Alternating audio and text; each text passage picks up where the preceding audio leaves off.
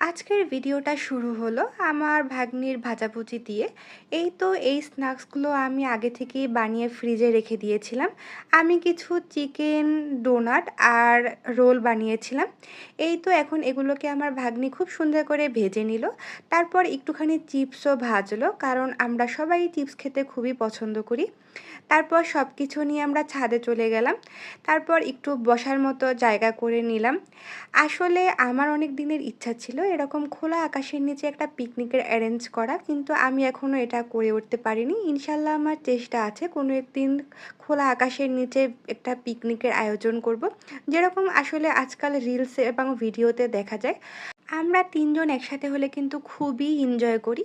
ওদের কাছে যেই জিনিসগুলো ভালো লাগে আমিও চেষ্টা করি সবসময় ওইগুলোই করার। কারণ আমি সবসময়ই চেষ্টা করি ওদের সাথে একটা ফ্রেন্ডের মতো থাকার। যাই হোক, সবাই ভালো থাকবেন। ওকে, আল্লাহ হাফেজ।